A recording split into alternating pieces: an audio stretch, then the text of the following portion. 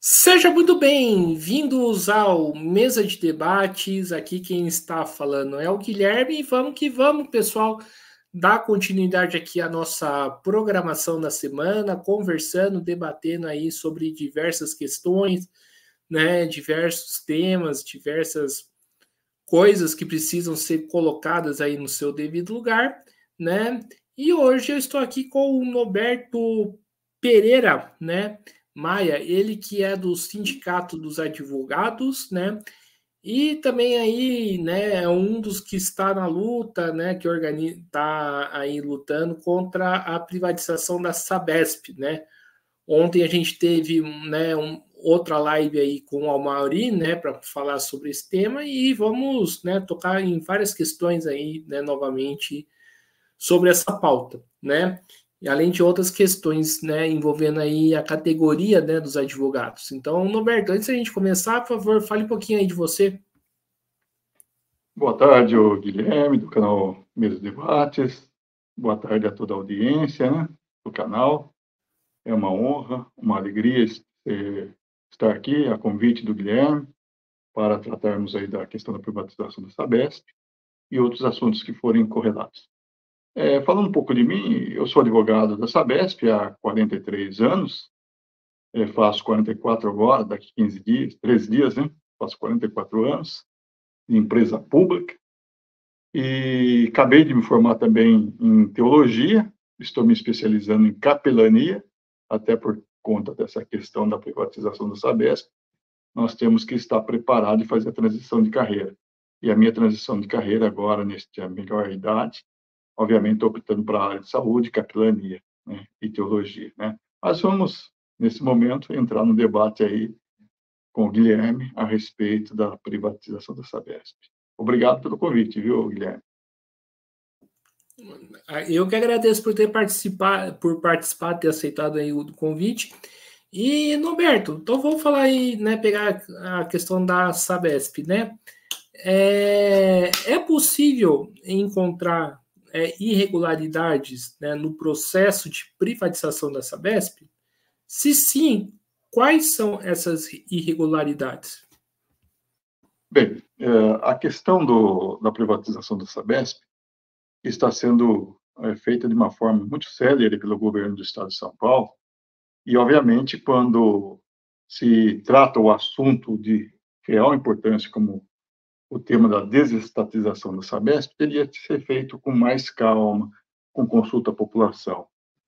E o que temos visto aí é que tudo tem sido feito na correria. Em menos de um ano, fizeram os estudos, pagaram uma consultoria aí a preço de ouro, com um parecer que se diz que já estava pronto, né? Tudo para fundamentar a entrega desse patrimônio público ao, ao particular. E, lógico, que correria, como não poderia se esperar de ser, traz problemas jurídicos. No caso da desestatização do Sabesp, as consultas públicas teriam que ser feitas com mais tempo, né, para que realmente a população pudesse opinar a respeito dessa transição do público para o privado. Infelizmente, as consultas públicas foram feitas em apenas no espaço de um mês, em locais duvidosos, assim, no sentido de que longe da cidade, longe do povo, né? E aí você me pergunta, tem possibilidade de ter alguns entraves jurídicos? Sim, na correria, sim. Até porque a Assembleia Legislativa aprovou a lei de desestatização na calada, na correria mesmo, né? E isso não é um bom sinal, porque foi pulado uma etapa que devia ter seguido a Constituição Estadual e não foi observado, foi feita uma aprovação de uma lei ordinária, tá? Autorizativa, quando a Constituição diz que deveria ser por aprovação de 2/3 da Assembleia, ou seja, teria que ser uma análise mais aprofundada pela Assembleia, e não foi visto esse aspecto legal da Constituição do Estado. Então, pensamos que no âmbito jurídico, embora nosso Tribunal de Justiça seja conservador, tem, pelo menos sempre nos seus julgamentos, alinhado aí ao governo do Estado, pode ser que confirme, mas nós estamos esperançosos ainda que o Tribunal de Justiça corrija esse erro e faça voltar o processo a estaca zero. Então, por causa dessa questão da aprovação de uma lei ordinária, quando devia ser tratado constitucionalmente, mudado a Constituição do Estado de São Paulo, ou seja, deveria haver um quórum de 2/3 da Assembleia para votar uma lei constitucional estadual, mudando a Constituição do Estado, autorizando o governo a privatização da BESP. Isso não foi feito por lei ordinária, então aí está o gargalo da privatização, que nós, as entidades sociais, acreditamos que ainda há uma grande chance do tribunal reverter, embora ressalvamos que o Tribunal do Estado de São Paulo é conservador. Certo, né? E, Norberto, né, quando a gente fala aí da questão da água, né, a gente está falando de um serviço essencial aí para o indivíduo, né? E a gente sabe que, né, que as empresas, né, privadas, elas têm né, elas não prestam um serviço de qualidade, principalmente para o povo da periferia, né, que do setor mais afastado, né, das cidades, né? E eu queria saber de você o seguinte, né? A água é um serviço essencial, ela está garantido na Constituição, né? Isso por si só já é algo juridicamente questionável aí para poder, né, privatizar a Sabesp? Esse argumento contra a privatização, esse argumento? Eu acredito que hoje, conforme falei, embora a água realmente deveria ser tratada da forma como você bem colocou aí, Guilherme, tratado como questão de saúde à população pública, né? Até porque previsto na Constituição Federal, no artigo 96 da Constituição Federal, é um tema de debate de saúde pública. Então, deveria ser tratado como um bem público, né? E não um bem a ser tratado pelo particular, né? Como produto, como mercadoria. Aliás, é a grande discussão que nós temos no meio judiciário, sempre que nós vamos debater o tema água, é que a água é um bem público de saúde pública e não produto de venda como se tem no mercado aí um pacote de arroz, um pacote de feijão. Bem, a questão aí é o seguinte, hoje estão tratando mesmo, no caso do Brasil, embora no resto do mundo está tendo outra visão de reestatizar a água, aqui no Brasil, infelizmente, estão tratando como produto, como a água à venda, né? A venda da água. E estão querendo passar para o particular, entendendo sobre a defesa de que vão expandir os serviços à classe menos favorecida da população, e isso não é bem verdade. Porque sabemos que, no que pese o discurso do governo do Estado de que vai haver um fundo que vai baratear as tarifas, e com o próprio valor da privatização, parte dele será revertido para a tarifa, para diminuir a tarifa, isso poderá ocorrer num processo de 2, 3, 4 anos. Aí eles acreditam que com o fundo vai garantir essa tarifa para o resto da vida, barata, e não é bem assim. O particular, ele faz investimentos, e quando ele vê que não tem o retorno necessário, ele para de fazer investimentos. Então, cano debaixo da terra não aparece, não dá lucro, então eles, quando muito, ficarão aí 5 anos atendendo a periferia. Depois disso, provavelmente vai acontecer como aconteceu em Buenos Aires, na França, nos Estados Unidos, vão acabar reestatizando, porque certamente vai acabar o dinheiro da privatização, as tarifas vão aumentar sem sombra de dúvida. Então, essa é uma questão muito complicada mesmo. Não sei se eu respondi sua pergunta aí. Não, respondeu sim. Reformule aí, porque a gente tenta enfrentar de outra forma. A gente acaba se perdendo aí. Não, tranquilo, respondeu sim. E, Norberto, e hoje a gente tem, né, um exemplo de fracasso, né, da privatização, que é a Enel, né? né? Todo mundo se cogita, né, de retirar a concessão da Enel, mas ninguém quer, né, ninguém se toca que a privatização é um erro, né? Mas enfim, empresas como a Enel, ela pode pagar as consequências aí dos seus erros juridicamente? Quais seriam essas consequências, né? E se tá para fazer um paralelo, o que aconteceu com a Enel, né, com o que pode acontecer com a Sabesp? Com a Enel não, com a Eletropaulo. Perfeito.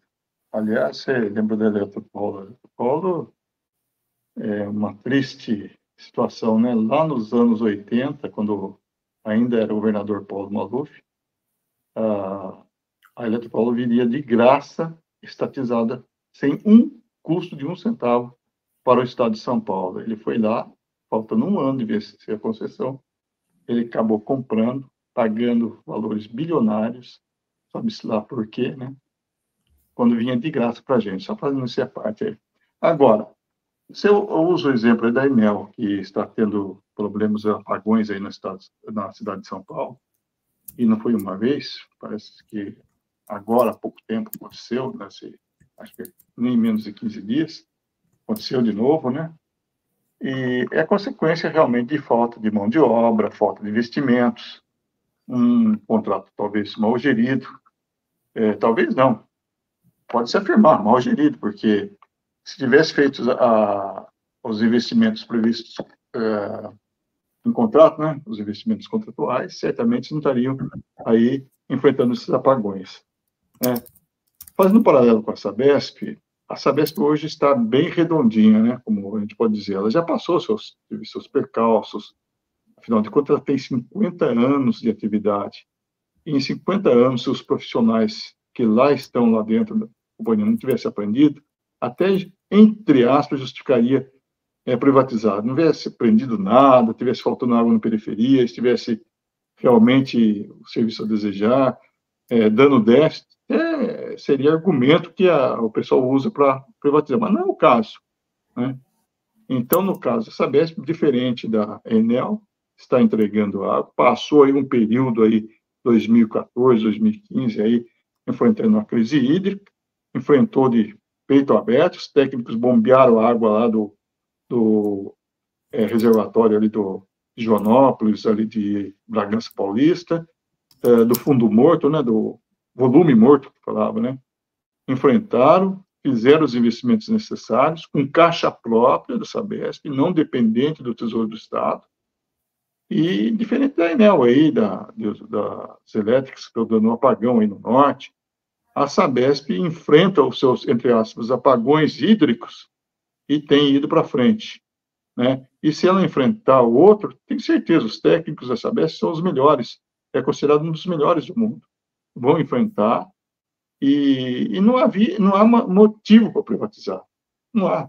Então, o motivo aí é muito frágil, o fundamento do governador, que é para baixar a tarifa, cumprir as metas já estão todas cumpridas praticamente, até 2020 praticamente, está tudo, 2028, acho, 2028 que o governo está colocando para antecipar, porque é 2032, mas já praticamente tudo cumprido, vai entregar assim de mão beijada. Então, a comparação que se faz com a Enel, a Sabesp está bem avançada, bem em frente.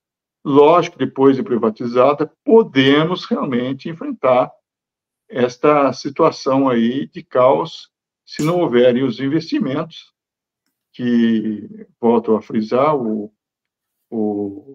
concessionário privado não tem a mesma visão que a controlador público tem de levar saúde à população, a custo praticamente até zero, com a tarifa de subsídio cruzado, podemos debater a respeito disso aí também, né?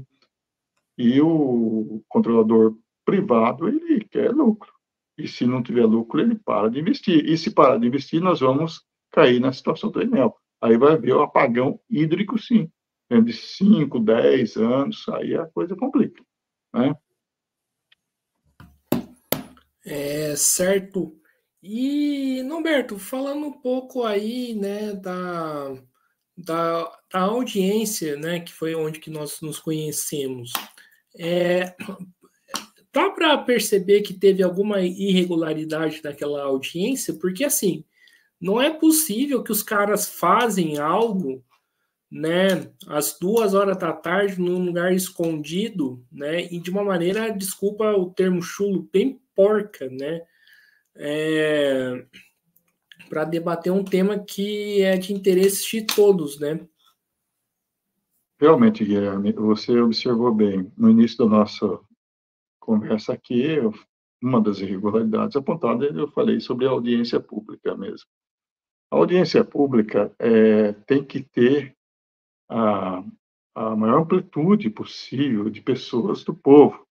E você, como testemunha, esteve lá e viu que tínhamos o auditório praticamente, e nem se juntasse todo mundo das mesmas cadeiras, não dava metade daquele auditório. Isso já demonstra que faltou legitimidade a essa audiência pública, né? É, questiono, será que tem legalidade realmente? Porque local, todos os locais marcados um horário não propício, está todo mundo trabalhando às 14 horas.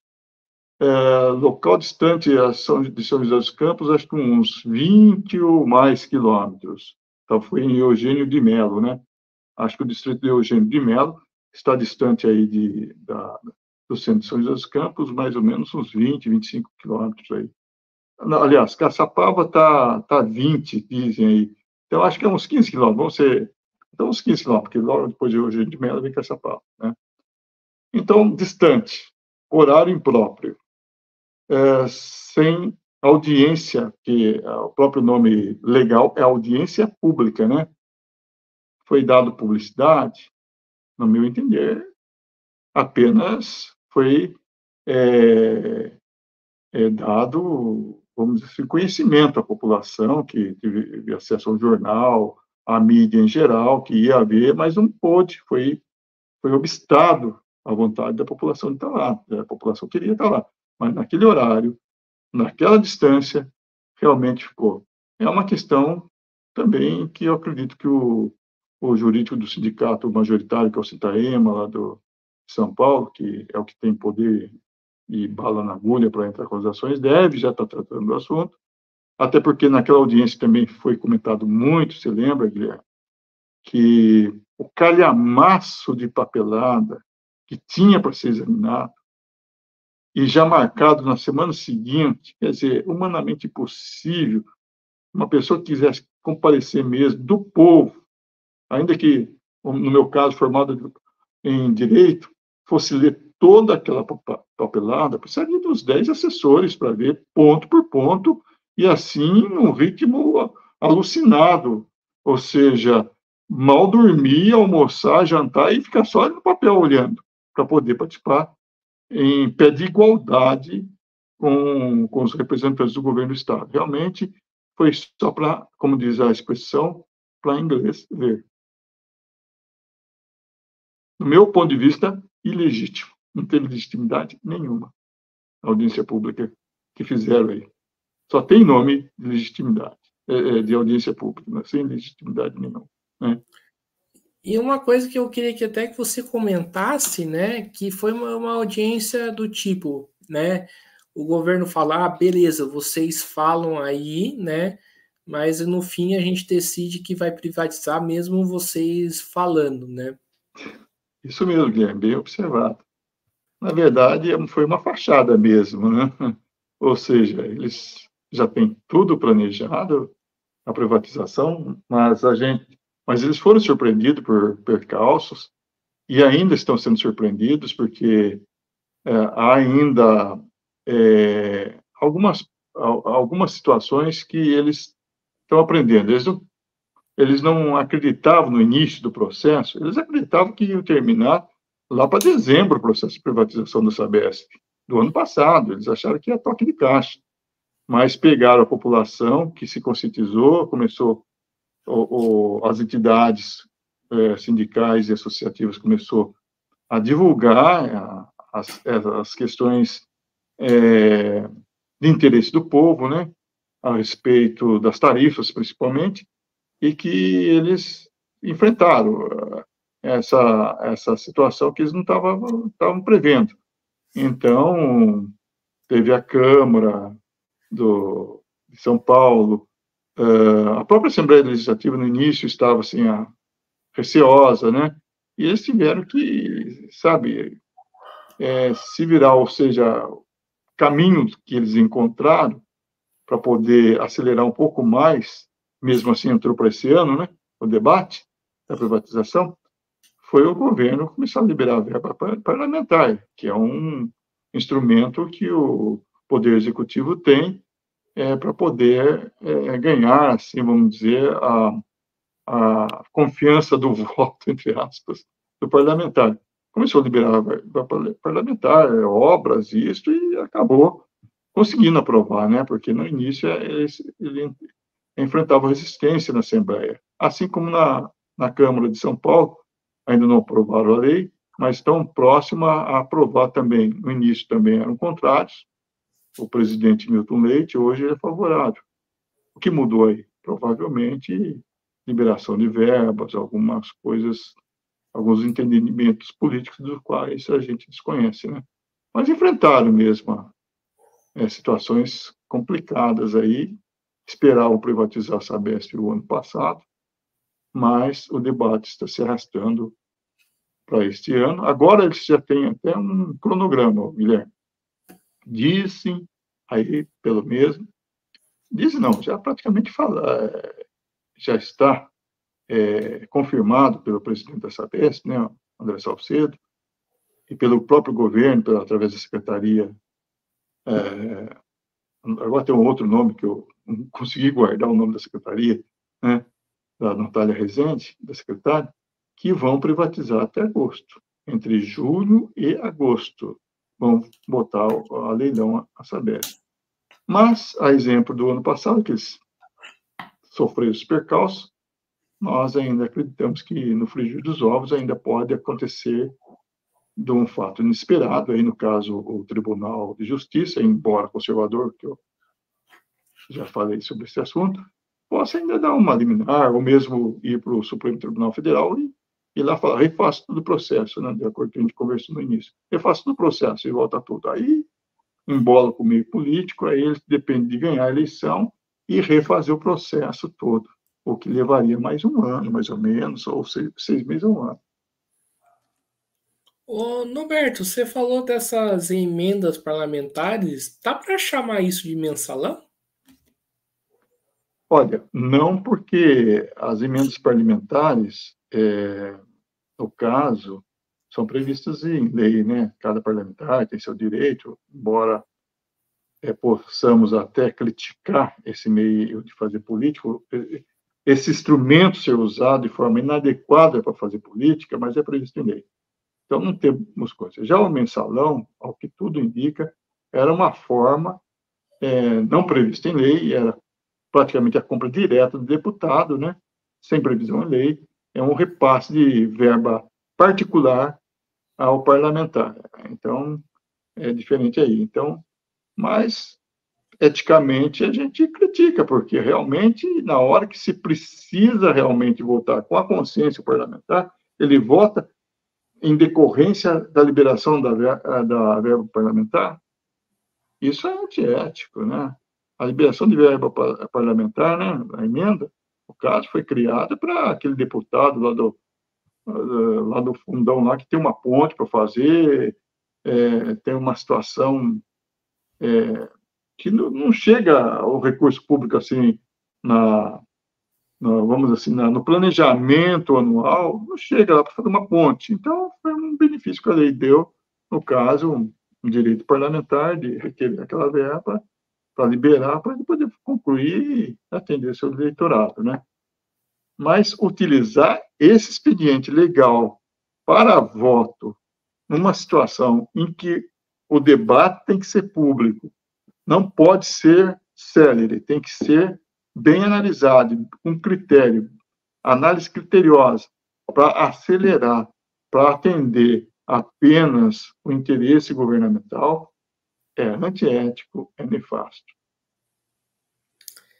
Né, entendi, mas assim, na sua explicação, né, na própria explicação que você deu agora, né, parece que são coisas, né, parecidas com o mesmo objetivo, né, de comprar o parlamentar, Sim, né? então, falando na sua linguagem, entre aspas, compraram o voto, né? Entre aspas.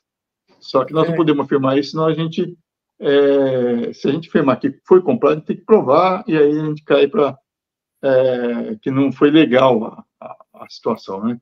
O efeito seria a mesma coisa, vamos dizer assim. Por isso que, para mim, é antiético isso aí. Antiético, né? Porque, entre aspas, por isso estou colocando aspas aí, porque eu não vou afirmar que houve compra de voto, porque senão vou responder é, criminalmente mesmo, né? Então, eu não posso, como advogado, dizer comprar o voto, mas que houve de forma, vamos dizer assim, não ética o uso da verba parlamentar, sim, houve. Por quê? Porque condicionou a um voto. E aí, o que difere lá da compra do mensalão? Só que veio sem previsão legal, veio lá do bolso em particular, né? Então aí era corrupção mesmo, né? E aqui a lei prevê repasse de verba, mas só que repassou por causa do voto, o parlamentar falou, não, eu tenho uma obra, já estou colocando, você está falando demais, o Guilherme, o Norberto, eu vou processar, aí nós vamos responder pelo nosso patrimônio. Então, jamais vou dizer que houve compra de voto aí no caso. O que houve foi uma, uma passagem não ética de verba, né? Pelo menos é o que falam aí, eu não, provavelmente seja isso, mas eu não tenho como provar e acho que ninguém consegue provar isso. Mas que houve uma mudança repentina nos interesses tanto dos deputados que votaram a favor, como dos vereadores que ainda vão votar aí a favor, está havendo uma mudança muito repentina. E aí é um expediente que a gente sabe que no governo federal é usado, a imprensa fala da liberação de verbas, e a gente não pode ir contra, seja na esfera federal, porque está legal o repasse de verba. Então a gente tem que olhar e, como diz, entre aspas, perder o mané. Nós estamos vendo o uso da verba de forma inadequada. Norberto, eu tenho uma dúvida, né? A Sabesp é uma empresa, né, de interesse de serviço público, né?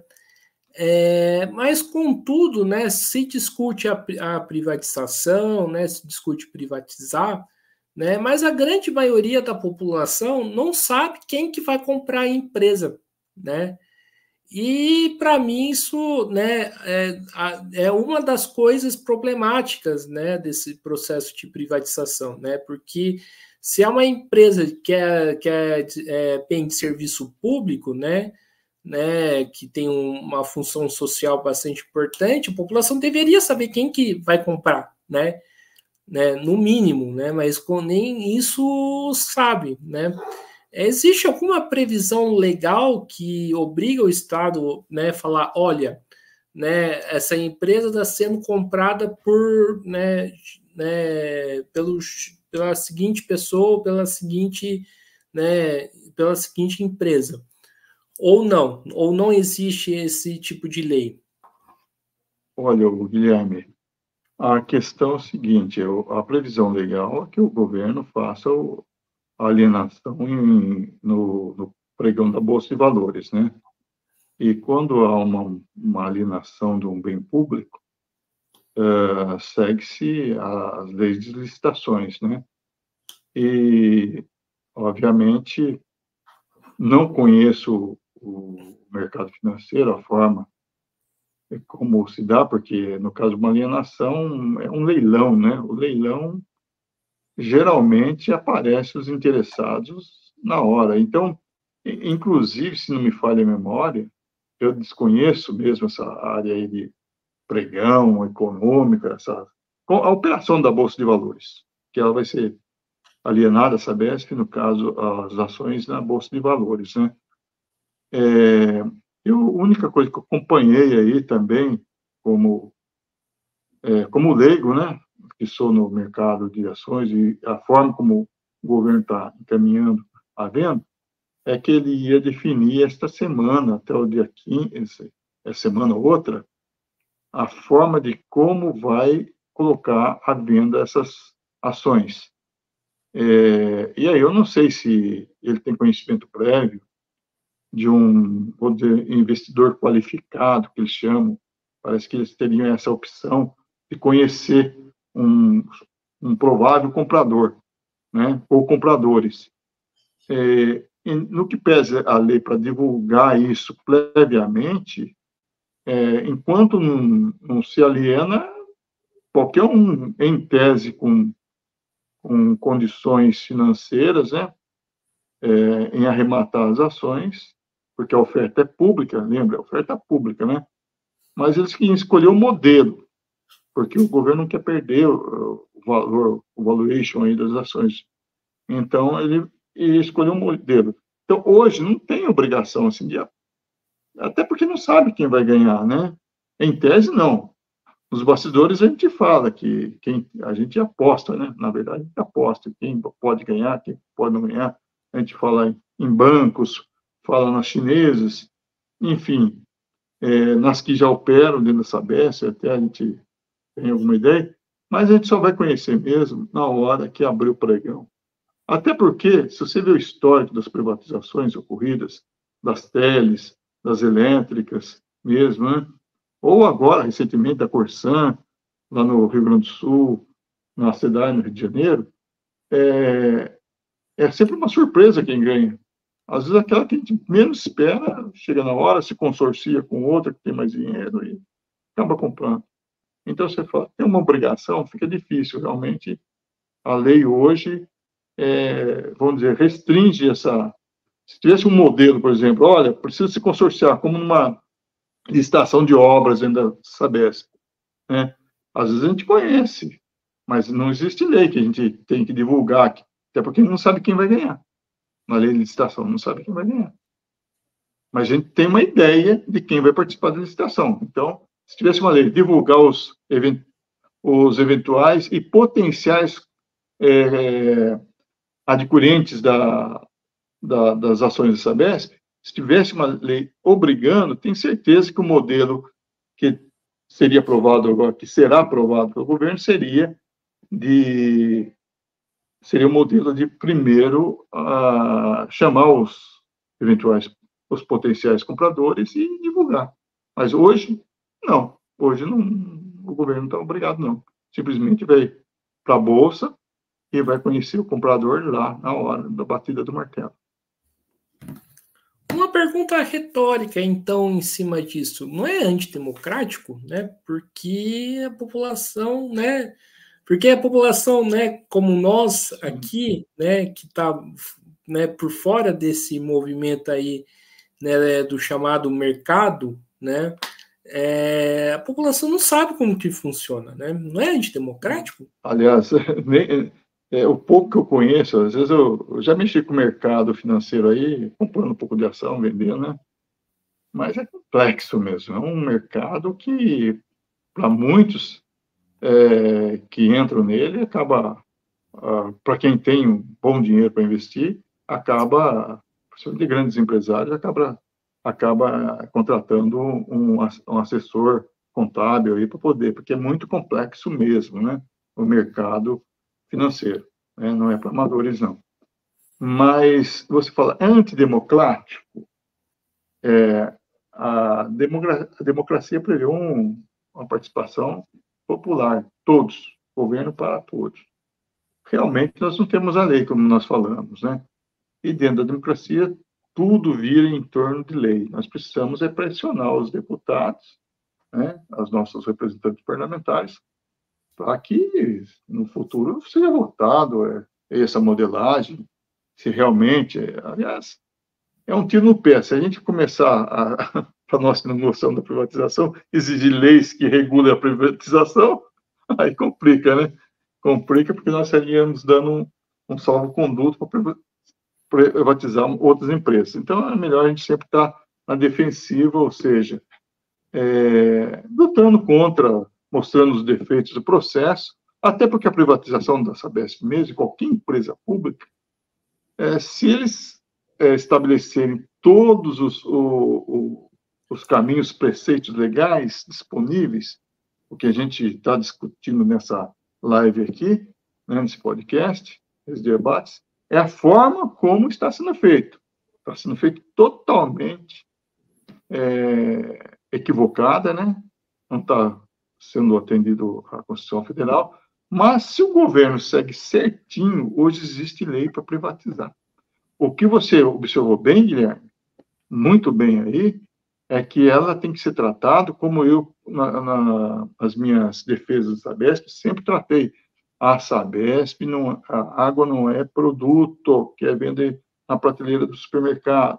A água é saúde, está na Constituição 19, no artigo 196 da Constituição Federal. Então, tem que ser tratado, tem que receber recursos da área de saúde, tem que continuar o operador sendo público, sim. Então, quando nós tratarmos a água como de saúde pública, né, até porque cada dólar investido em saneamento retorna 5. Isso é um dado da Organização Mundial de Saúde. Então, até a Organização Mundial de Saúde reconhece isso, que a água é saúde. E, no entanto, não só no Brasil, mas os operadores, em geral, tratam como um produto comercial a água. E não é. Não é, né? Então, respondendo a sua pergunta aí, antidemocrático, é complicado, né? Se a gente for mexer, pode ser que nós demos um tiro no pé. Nós temos que combater e mudar a legislação para reconhecer, para a democracia ser mesmo exercida, reconhecer a água como sendo de utilidade pública e vinculado ao Ministério de Saúde, artigo 196 da Constituição Federal. Aí sim, nós teremos o atendimento por várias gerações pelo poder público, chegando lá as palafitas, chegando aos investimentos às novas comunidades menos favorecidas, né? E então aí sim, aí acho que nós, se não chegarmos à plena democracia, pelo menos nós teremos assim um investimento mais próximo do que nós temos hoje. Norberto, eu concordo com você, né? Mas quando eu fiz essa pergunta, né, não foi com o intuito de, vamos regularizar a privatização, né? Que eu sou totalmente contra a privatização, mas com o intuito de que mostrar que esse processo, né, é bastante complicado. Por exemplo, quando a energia foi vendida para a Enel, ninguém sabia, né, do PO que estava se envolvendo, né? A população não tinha noção disso. A prefeitura talvez sabia, então os apagões estão aí para confirmarem, né? Então, mais ou menos nesse sentido. Então, a gente, tipo, é como se fosse um cavalo de Troia e a gente não tá sabendo, né? Que tem um cavalo de Troia aí, entendeu? Sim, sim, bem lembrado. Realmente, a privatização do Sabesp é um case até para nós, né? O governo fala que para ele é um case que vai dar certo. Para nós, visto o que tem acontecido com as empresas públicas, como você bem lembrou, as elétricas, né? Que prestam também o serviço público, se bem diferente do que a Sabesp. A Sabesp, nós estamos aqui debatendo que ela é de natureza da saúde e não da natureza comercial, né? Então, nós temos aí um fator diferente. A telefônica e as elétricas, no que pese prestarem serviço público, mas, em tese, não mexe na saúde. Quer dizer, o telefone eu posso ficar sem, tá? A eletricidade se discute, porque hoje, né, precisa de um respirador artificial, uma pessoa doente, né, hospitais, também está vinculado à saúde pública, mas a telefônica é menos. Então, mas a água impacta direto, porque sem água, se eu cortar toda a água e ficar aí uns 5 dias sem beber água, sem tomar banho, o ser humano praticamente desidrata e a falência múltipla dos órgãos e já era, né? E se eu tiver um apagão aí, eu posso ficar 10 dias com vela, né? Acendendo uma vela, como no tempo das cavernas. E se eu ficar sem telefone também. Mas a água, duvido que alguém fica sem, né? Por isso que é essencialmente pública e deveria ser tratada pelo Ministério da Saúde. E isso há muitos anos a gente vinha comentando dentro da Sabesp. Ou seja, a Sabesp devia ser uma Petrobras da água, vinculada ao governo federal e não estadual. Aí, todas as operadoras de água do país seria vinculado ao Ministério da Saúde com subsídios pesados do governo estadual, federal e municipal, investindo mesmo. Igual ao SUS, né? Não funcionando igual ao SUS, pelo amor de Deus, porque hoje em dia se critica como funciona, embora o SUS seja uma excelente forma que o Brasil tem, que é o único que tem, né? Outros países não têm, de prestar saúde. É um dos melhores do mundo mesmo, a saúde pública do nosso país. É possível, sim, federalizar, né, as empresas de água? Olha, tudo dependeria, assim, de uma visão, vamos dizer assim, macro dos... tudo depende de, como diz, a parte parlamentar, né? Legislativa, projeto de lei, nesse sentido. Seria interessante, né? Podia ser de propositura do próprio governo, do executivo ou do legislativo federal, né? No caso aí as duas casas, podia começar pela Câmara ou pelo Senado, né? Propondo, olha, vamos federalizar a água, por que não? A água é um bem público, a água causa guerra, sabe disso? Onde falta água, é uma disputa de território. Antes era petróleo, mas agora vão passar os carros serem todos elétricos, você vai ver onde vai parar. Vai ser água. A água do passado, né? Lá no antigo Egito, já era brigas territoriais. A Bíblia mesmo diz, o pessoal migrou, a raça humana só migrou em decorrência da água. Onde um grupo não deixava o outro servir da água, o grupo que perdia a guerra subia o rio, né? Ia subir no rio, ia para outros bandos atrás de água, que sem água não vivia. Né? Então, é possível federalizar a água? Projeto de lei nesse sentido seria de bom tamanho agora. Seria de bom tamanho. Mas parece-me que o tema saneamento, muitos falam que é um tema que não rende dividendos políticos, né? Porque canos são enterrados enquanto pontes são elevadas.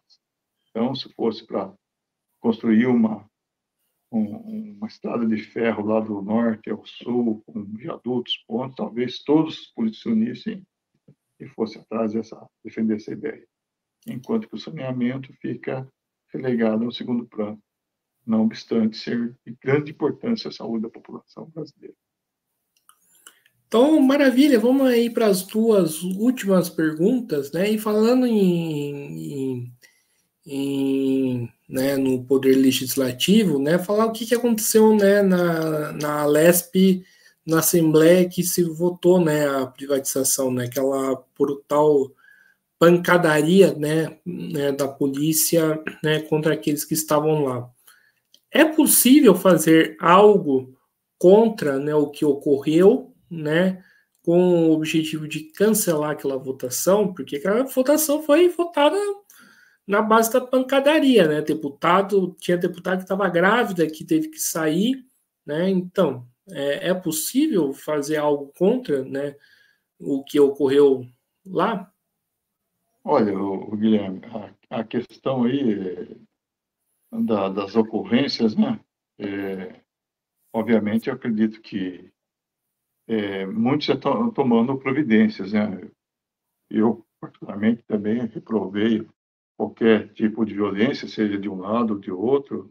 Não concordo realmente com violências, seja de que parte for.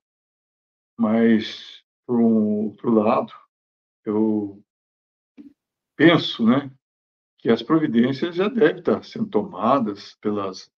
Se as autoridades estão, vamos dizer, entre as blefando, estão levando com a barriga, deve ter, pelo menos da parte da parte das associações, das entidades sindicais, deve estar acionando. Eu lembro muito bem que Na época, o Sindicato dos Advogados, ao qual eu faço parte, deu assistência lá, correu. Eu não tenho informações assim detalhadas, se continuam dando seguimento ao que aconteceu, né? Eu sei que uma questão vai ser decidida, eu estou vendo aqui pelo lado jurídico, tá? Vai ser decidido pela justiça, porque eu acredito que alguém tomou providências, tá? E isso aí, uma hora, vai chegar na mão do juiz, tá? Se o juiz realmente ele vai separar, vai chegar a violência, vai examinar se houve crime ou não crime, da parte de quem foi, quem não foi, e vai proferir sua decisão, né? Então, você me pergunta, tem possibilidade de tomar uma decisão? Eu acredito que já foi tomado. Tudo que podia ser feito já foi feito. Se não foi feito ainda, mas eu não acredito, principalmente eu volto a insistir que o nosso sindicato majoritário, geralmente, aquele que tem poder de fogo de entrar com a ação, que é o Sintaema, né? Eu não sei se eles vão vir aqui para a mesa de debates, também o Fagian, né? Se ele vier, ele poderá explicar o que ele está fazendo, o que não está fazendo. Já Né? veio, já. Já veio? Eu não sei se esse assunto já foi tratado com ele. Ele teria maiores informações. Eu só sei que, no âmbito do Sindicato dos Advogados, na época, eu me recordo que os advogados correram para a assistência, que sempre tem um plantão, e quando sabe que acontece alguma coisa, vai lá em frente. Se não me falha a memória, a doutora Ana Lúcia, que esteve representando o SASP lá, e registrando todos os fatos. Aí, depois disso, com minha área mais ligada ao sindicalismo trabalhista, né, empresarial, eu não fiquei sabendo assim, porque tem as diretorias, né? Eu sou da diretoria administrativa, eu não fui profundo no assunto. Então, o que eu posso comentar agora? É que, se foi tomadas providências pelo sindicato majoritário, eu acredito que sim, né? Independente, aí no caso porque não é uma ação penal privada e ação penal pública, porque houve pancadaria, houve lá, abriram um BO, a coisa tem que chegar num juiz. Ele vai decidir isso aí. Então, fica difícil para dar uma opinião o que vai acontecer. Agora, já a outra parte, você me pergunta, dá para anular com base nesse fato? Né? Aí já é o expediente administrativo da Assembleia Legislativa, que tem a sua polícia também da Assembleia lá, e tudo que acontece naquele ambiente, eles têm imunidade parlamentar. Né? Então, em tese, de novo, juridicamente falando, né, aconteceu tudo regular dentro da coisa. Embora nós sabemos que foi manobras, de novo, manobras no sentido de aprovar essa lei a toque de caixa.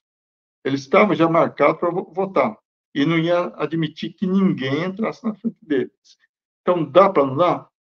Eu costumo dizer o seguinte: a porta judiciária é ampla, é aberta, é bem grande. Sim, dá para entrar. Acredito que já até entrou o sindicato majoritário, que eu falei, o Sintaema, deve estar, ou então um partido político, o PSOL, que geralmente é quem entra com a ação, deve estar entrando, dizendo, olha, não teve legitimidade. Por quê? Porque tinha deputada grávida, tinha isso, aquilo. Então, houve um tumulto. Então, tem chance, sim. A porta judiciária é enorme, tem chance, sim. O não, como disse, a gente tem. Então, correr atrás do sim. Tem chance, um pouco sim. Perfeito. Então vamos aí Para mim, para viu, hoje. Guilherme? Para mim é difícil, às vezes, que eu raciocino, às vezes, como advogado e, às vezes, como representante sindical. Quando eu vou para o lado do advogado, eu tenho que ver como funciona a coisa. Então, às vezes, não dá aquela resposta que a audiência queria. Mas eu posso dizer para você o seguinte: nesse momento, passou aí o Fajan, né, do Sintaema, passou o Mauri, que tem dados maravilhosos, por isso que eu apresentei ele para você aí, né? Eu acho que o Mauri, em questão técnica, é o cara que é o cara. O Farjano não veio. Quem veio aqui, né, no Sintaema foi o Renê. O Renê, nossa, da CUT, é um cara bem preparado também, super Da preparado, CTB. né? Mas, independente do que está acontecendo, eu tenho, pelo menos desde que nós começamos a debater essa privatização do Sabesp, o Sintaema sempre tinha uma ação moldada lá, advogado pronto para entrar com uma ação contra. E parece que eles têm trocentas ações com relação ao tema privatização. Então, essa questão da Assembleia aí, essa muvuca aí aconteceu, embora eu tenha analisado juridicamente os fatos, e fiquei aí até complicado para mim separar uma coisa da outra, mas eu acredito que, sim, o pessoal, o CIDAEMA, já deve estar tomando todas essas providências, atacando os pontos, mostrando que a ilegitimidade dessa aprovação da lei autorizativa para a privatização da Sabesp.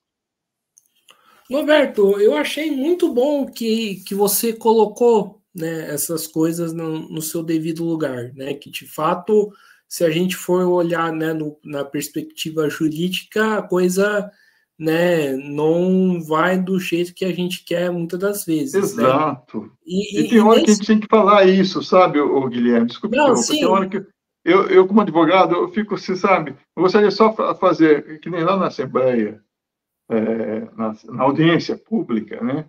Ali eu me apresentei totalmente como um ator mais, como se diz, mais sindical.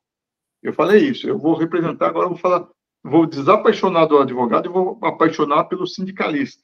Ali eu representei o sindicalista mesmo, tá? Mas tem hora que a minha identidade fica no meio dos dois, né?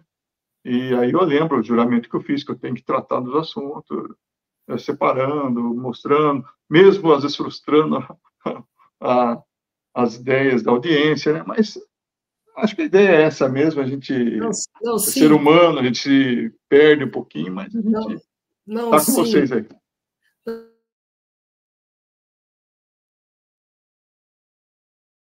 Travou? O Guilherme, você travou. Travou seu microfone aí. Bem, enquanto o Guilherme retorna aí, para não deixar a audiência esperando, não sei se foi o meu aqui. Será que travou? Se travou.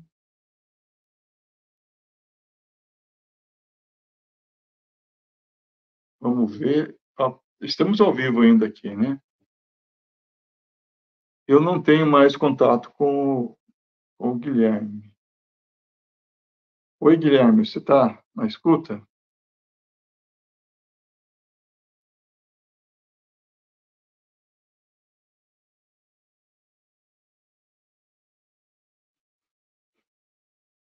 Opa, agora eu fiquei em tela cheia. Bom, enquanto isso, eu vou conversando com a audiência aqui, dizendo que o Guilherme esteve na audiência pública, testemunhou que realmente foi uma audiência de fachada. A secretária Natália esteve lá todo o tempo de corpo presente. Nós tínhamos 3 minutos para falar sobre os argumentos e os fundamentos contra a privatização do Sabesp. Estavam todas as entidades sindicais e associativas que usaram da palavra. Muitos parlamentares de São José dos Campos usou a tribuna contra a privatização do Sabesp. E nós temos que dizer para a audiência do canal Mesa de Debates que nós somos contra a privatização do Sabesp, não simplesmente por ser contra, ao contrário, nós estamos preocupados aí que se eventualmente for privatizado o Sabesp, haverá um tarifaço daqui a 5 anos, porque o que o governo estadual promete aí usar o dinheiro da privatização para baixar as tarifas e criar um fundo especial para dar manutenção na tarifa baixa, e isso vai ser por um pouco período, porque o controlador privado ele só pensa seu é, no seu lucro e, obviamente, ele não tendo o lucro necessário, ele vai abrir mão junto com o governo desse fundo. Aí acaba as tarifas subsidiadas, enquanto que hoje nós temos aí a tarifa subsidiada, a tarifa que o governo praticamente funciona o subsídio cruzado, que a gente chama. O governo utiliza da arrecadação, aliás, não é o governo, a própria empresa, a Sabesp, através de seus competentes administradores, né, públicos, eles utilizam o dinheiro de uma cidade maior, como São José dos Campos, Santos, Franca, e investe naquela cidade menor, de menor potencial financeiro, como Itatiba, cidades menores como Caçapava, cidades que não tem muito como arrecadar o dinheiro e investir no próprio saneamento, então vem do cofre das cidades maiores. Esse chama-se subsídio cruzado. Com a Sabesp pública, esse sistema vai continuar sendo mantido. Agora, com a Sabesp privatizada, vão depender desse fundo, vão depender de enquanto durar o dinheiro, que não vai ser o total, vai ser pouco destinado, uma pequena parcela, e aí parte para o fundo. E se der prejuízo na empresa privada, né, saneamento, ela vai recorrer ao governo imediatamente, o governo vai no fundão, e aí tira de lá, tira das pessoas necessitadas. Então, dentro desse momento que nós estamos aqui no canal Mesa de Debates, era esse o registro que eu queria fazer, e espero que vocês entendam que a privatização do Sabesp, neste momento, em qualquer momento que seja feita, vai ser um tiro no pé para a população menos favorecida do estado de São Paulo, né? Até porque a maioria dos países, né, tendo grandes empresas, já tiveram grandes empresas de saneamento privadas, como os Estados Unidos, a França, a Espanha, né, Portugal, se não for memória, e também aqui a vizinha Argentina, que teve a Lionel Dizou, que prometeu a água à periferia da Argentina e jamais cumpriu essa meta. Tá? Todas elas estão reestatizando o serviço de saneamento, fornecimento de água e esgoto. Então, se fosse bom, eles permaneceriam, se a privatização fosse boa, todos os países continuariam com águas no sistema privado, controle do sistema privado. No entanto, estão reestatizando, isso significa estão devolvendo ao controle público do governo. Então, isso quer dizer que, se precisar no futuro, se a Sabesp for privatizada e precisar retornar aos cofres do governo, ao controle do governo, os cofres do governo vai ser assim impactado, porque vai custar muito caro a gente retomar o serviço de volta. E se retoma o serviço de volta pagando através dos impostos que arrecada a população. Então, nós vamos pagar lá no futuro, daqui 10 anos, 15 anos, o retorno dessa Sabesp com os nossos impostos. Ok, nós estamos aí há 57 minutos do nosso debate, nossa mesa de debates, e vamos ver se o Guilherme consegue voltar. Se ele não voltar, eu vou me despedindo de vocês e até uma outra oportunidade. Okay? Guilherme, você está na escuta, se estiver me ouvindo, por favor, entre em contato.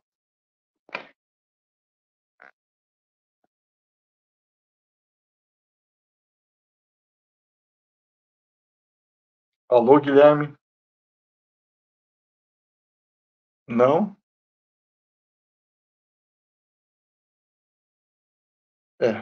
Talvez aconteceu alguma coisa, algum problema técnico com o Guilherme.